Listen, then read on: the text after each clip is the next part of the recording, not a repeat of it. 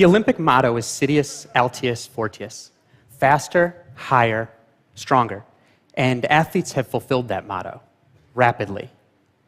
The winner of the 2012 Olympic marathon ran 2 hours and 8 minutes. Had he been racing against the winner of the 1904 Olympic marathon, he would have won by nearly an hour and a half. Now, we all have this feeling that we're somehow just getting better as a human race, inexorably progressing. But it's not like we've evolved into a new species in a century. So, what's going on here? I want to take a look at what's really behind this march of athletic progress. In 1936, Jesse Owens held the world record in the 100 meters. Had Jesse Owens been racing last year in the World Championships of the 100 meters, when Jamaican sprinter Usain Bolt finished, Owens would have still had 14 feet to go. That's a lot in sprinterland. To give you a sense of how much it is, I want to share with you a demonstration conceived by sports scientist Ross Tucker. Now, picture the stadium last year at the World Championships of the 100 meters. Thousands of fans waiting with bated breath to see Usain Bolt, the fastest man in history. Flashbulbs popping as the 9 fastest men in the world coil themselves into their blocks. And I want you to pretend that Jesse Owens is in that race. Now close your eyes for a second and picture the race. Bang, the gun goes off. An American sprinter jumps out to the front. Usain Bolt starts to catch him. Usain Bolt passes him, and as the runners come to the finish, you'll hear a beep as each man crosses the line. That's the entire finish of the race. You can open your eyes now. That first beep was Usain Bolt. That last beep was Jesse Owens. Listen to it again. When you think of it like that, it's not that big a difference, is it?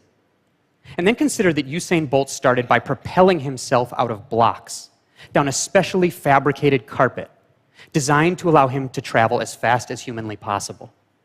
Jesse Owens, on the other hand, ran on cinders, the ash from burnt wood, and that soft surface stole far more energy from his legs as he ran. Rather than blocks, Jesse Owens had a gardening trowel that he had to use to dig holes in the cinders to start from. Biomechanical analysis of the speed of Owens' joints shows that had he been running on the same surface as Bolt, he wouldn't have been 14 feet behind. He would have been within 1 stride. Rather than the last beep, Owens would have been the second beep. Listen to it again. That's the difference track surface technology has made, and it's done it throughout the running world. Consider a longer event. In 1954, Sir Roger Bannister became the first man to run under 4 minutes in the mile. Nowadays, college kids do that every year. On rare occasions, a high school kid does it. As of the end of last year, 1,314 men had run under 4 minutes in the mile. But like Jesse Owens, Sir Roger Bannister ran on soft cinders that stole far more energy from his legs than the synthetic tracks of today. So I consulted biomechanics experts to find out how much slower it is to run on cinders than synthetic tracks, and their consensus was that it's 1.5% slower. So if you apply a 1.5% slowdown conversion to every man who ran his sub-4 mile on a synthetic track, this is what happens. Only 530 are left. If you look at it from that perspective, fewer than 10 new men per decade have joined the sub-4 mile club since Sir Roger Bannister. Now, 530 is a lot more than 1, right? And that's partly because there are many more people training today and they're training more intelligently. Even college kids are professional in their training compared to Sir Roger Bannister, who trained for 45 minutes at a time while he ditched gynecology lectures in med school.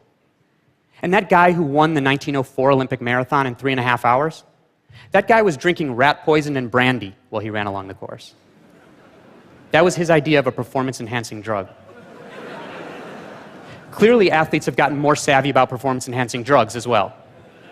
And that's made a difference in some sports at some times, but technology has made a difference in all sports, from faster skis to lighter shoes. Take a look at the record for the 100-meter freestyle swim. The record is always trending downward, but it's punctuated by these steep cliffs. This first cliff in 1956 is the introduction of the flip turn. Rather than stopping and turning around, athletes could somersault under the water and get going right away in the opposite direction. This second cliff, the introduction of gutters on the side of the pool that allows water to splash off rather than becoming turbulence that impedes the swimmers as they race. This final cliff, the introduction of full body and low friction swimsuits. Throughout sports, technology has changed the face of performance.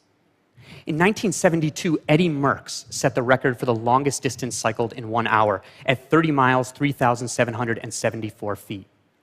Now, that record improved and improved as bicycles improved and became more aerodynamic, all the way until 1996, when it was set at 35 miles, 1,531 feet, nearly 5 miles farther than Eddie Merckx cycled in 1972.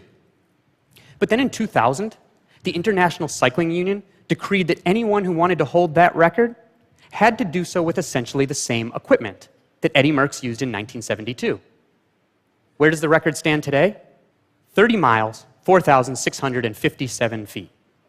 A grand total of 883 feet farther than Eddie Merckx cycled more than 4 decades ago. Essentially, the entire improvement in this record was due to technology. Still, technology isn't the only thing pushing athletes forward. While indeed we haven't evolved into a new species in a century, the gene pool within competitive sports most certainly has changed. In the early half of the 20th century, physical education instructors and coaches had the idea that the average body type was the best for all athletic endeavors. Medium height, medium weight, no matter the sport. And this showed in athletes' bodies. In the 1920s, the average elite high jumper and average elite shot putter were the same exact size. But as that idea started to fade away, as sports scientists and coaches realized that rather than the average body type, you want highly specialized bodies that fit into certain athletic niches. A form of artificial selection took place, a self-sorting for bodies that fit certain sports. And athletes' bodies became more different from one another. Today, rather than the same size as the average elite high jumper, the average elite shot putter is 2.5 inches taller and 130 pounds heavier. And this happened throughout the sports world. In fact, if you plot on a height versus mass graph one data point for each of 24 sports in the first half of the 20th century, it looks like this. There's some dispersal, but it's kind of grouped around that average body type. Then that idea started to go away, and at the same time, digital technology, first radio, then television and the internet, gave millions, or in some cases billions, of people a ticket to consume elite sports performance. The financial incentives and fame and glory afforded elite athletes skyrocketed, and it tipped toward the tiny upper echelon of performance. It accelerated the artificial selection for specialized bodies. And if you plot a data point for these same 24 sports today, it looks like this. The athletes' bodies have gotten much more different from one another. And because this chart looks like the charts that show the expanding universe, with the galaxies flying away from one another, the scientists who discovered it call it the Big Bang of body types. In sports where height is prized, like basketball, the tall athletes got taller. In 1983, the National Basketball Association signed a groundbreaking agreement, making players partners in the league, entitled to shares of ticket revenues and television contracts. Suddenly, anybody who could be an NBA player wanted to be, and teams started scouring the globe for the bodies that could help them win championships. Almost overnight, the proportion of men in the NBA who are at least 7 feet tall doubled to 10%. Today, 1 in 10 men in the NBA are at least 7 feet tall. But a 7-foot-tall man is incredibly rare in the general population. So rare that if you know an American man between the ages of 20 and 40 who's at least 7 feet tall, there's a 17% chance he's in the NBA right now. That is, find 6 honest 7-footers, 1 is in the NBA right now. And that's not the only way that NBA players' bodies are unique. This is Leonardo da Vinci's Vitruvian Man, the ideal proportions, with arm span equal to height. My arm span is exactly equal to my height. Yours is probably very nearly so, but not the average NBA player. The average NBA player is a shade under 6'7", with arms that are 7 feet long. Not only are NBA players ridiculously tall, they are ludicrously long. Had Leonardo wanted to draw the Vitruvian NBA player, he would have needed a rectangle and an ellipse, not a circle and a square. So in sports where large size is prized, the large athletes have gotten larger. Conversely, in sports where diminutive stature is an advantage, the small athletes got smaller. The average elite female gymnast shrunk from 5'3" to 4'9" on average over the last 30 years. All the better for their power to weight ratio and for spinning in the air. And while the large got larger and the small got smaller, the weird got weirder. The average length of the forearm of a water polo player in relation to their total arm got longer. All the better for a forceful throwing whip. As the large got larger, small got smaller, and the weird weirder. In swimming, the ideal body type is a long torso and short legs, It's like the long hull of a canoe for speed over the water. And the opposite is advantageous in running. You want long legs and a short torso. And this shows in athletes' bodies today.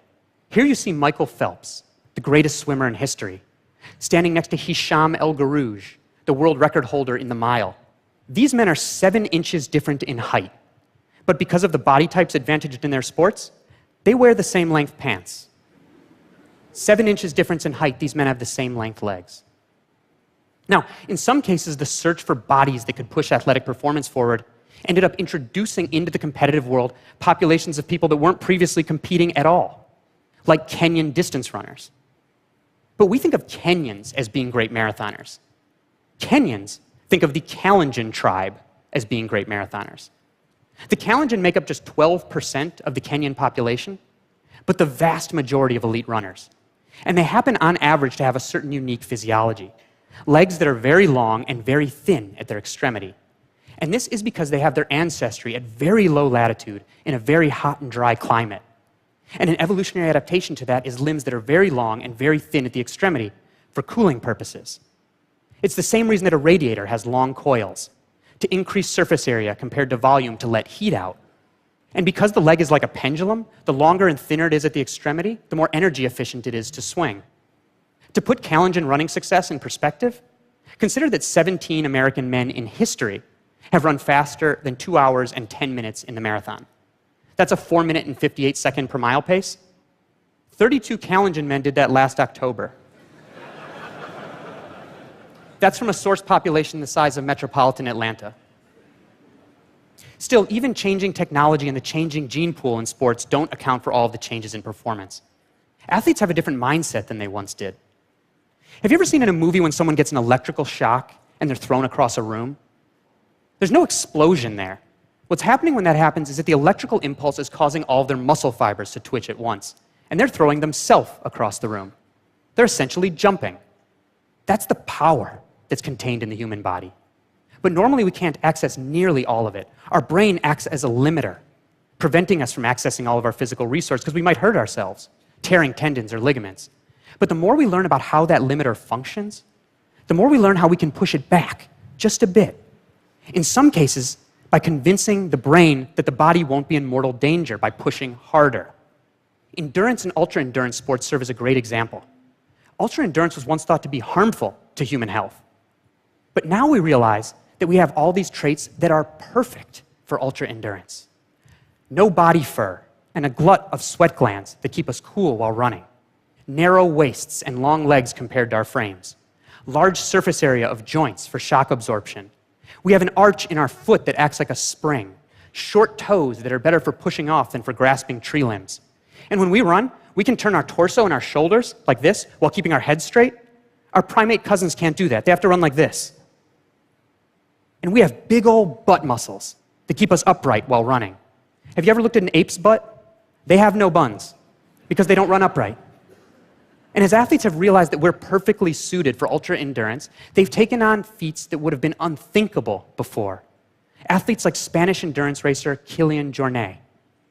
Here's Kilian running up the Matterhorn with a sweatshirt there tied around his waist. It's so steep he can't even run here. He's pulling up on a rope.